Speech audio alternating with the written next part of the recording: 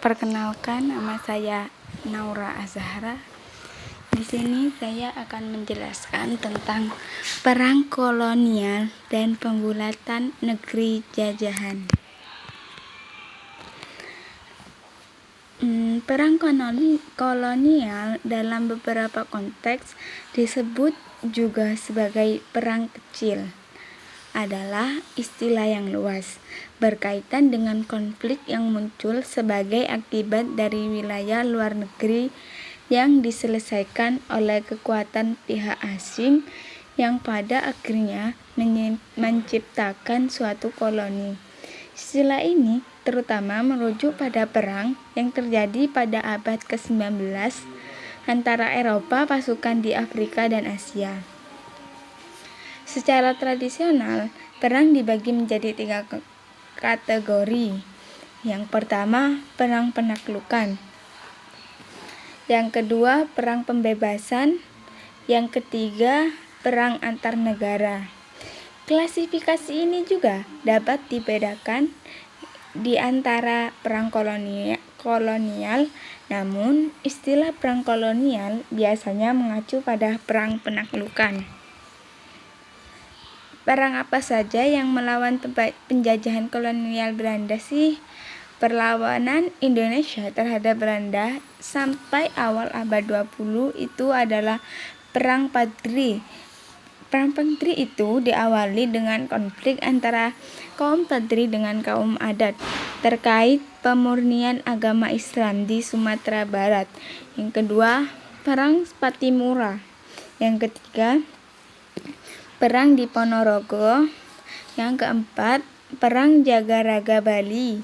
Yang kelima, Perang Banjar. Yang keenam, Perang Aceh. Yang ketujuh, perlawanan rakyat Batak.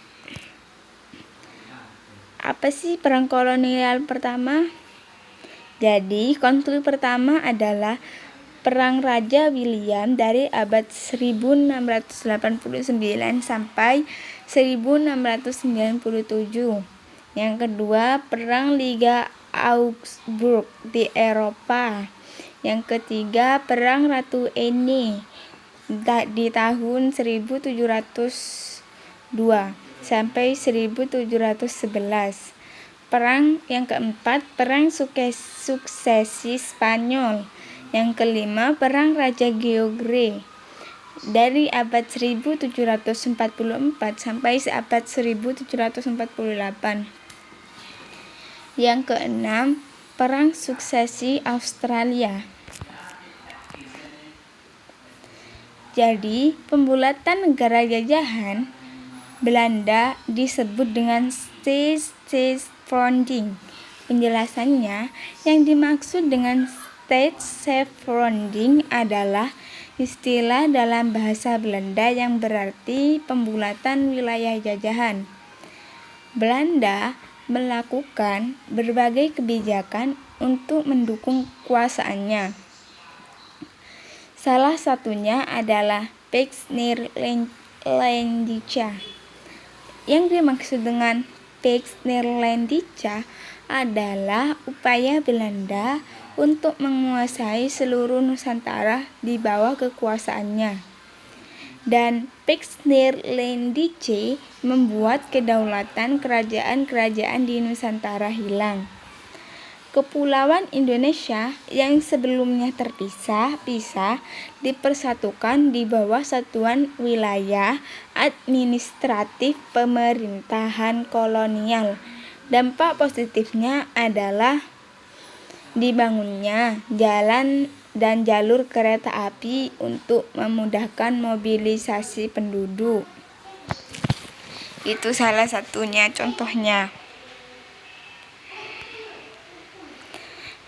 Dan di sini saya juga mencari latar belakang Eropa. Karena ini juga berkaitan dengan Eropa, jadi saya mencari latar belakang Eropanya. Latar belakang bangsa Eropa datang ke Indonesia adalah untuk mencari rempah-rempah, untuk berdagang, dan menyebarkan agama Nasrani.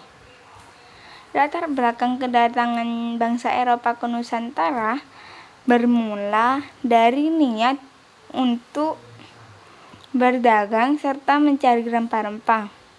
Terdapat beberapa alasan penjelajahan samudera dan akhirnya datang ke Indonesia sebagai berikut: untuk mencari kekayaan atau biasanya disebut gold.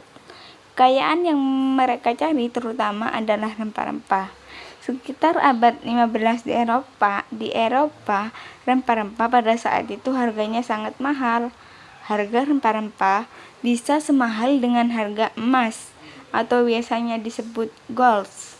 Tujuan kedatangannya bangsa Eropa ke Indonesia adalah untuk mencari kekayaan.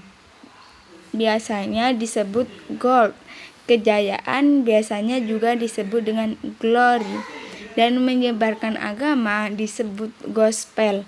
Semboyan ini dikenal sebagai 3G.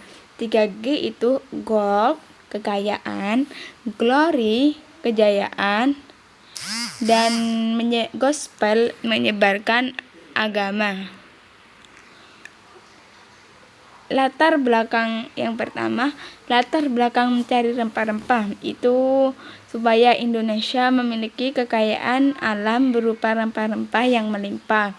Yang kedua, harga rempah-rempah di Eropa sangat tinggi. Dan latar belakang berdagangnya, yang pertama, bangsa Eropa ingin membeli dan menjual kembali rempah-rempah dengan harga tinggi. Yang kedua, bangsa Eropa ingin menguasai rempah-rempah di Indonesia dengan menjajahnya. Yang ketiga, latar belakang menyebarkan agama Nasrani. Bangsa Eropa menyebarkan agama Nasrani ke penduduk sekitar. Yang kedua, hal ini dipelopori oleh bangsa Portugis. Yang keempat, latar belakang bangsa Eropa datang ke Indonesia juga dipengaruhi oleh: yang pertama, perang salib. Yang kedua, teori heliocentrisme oleh Galileo Galilei dan Nicolaus Copernicus. Terima kasih.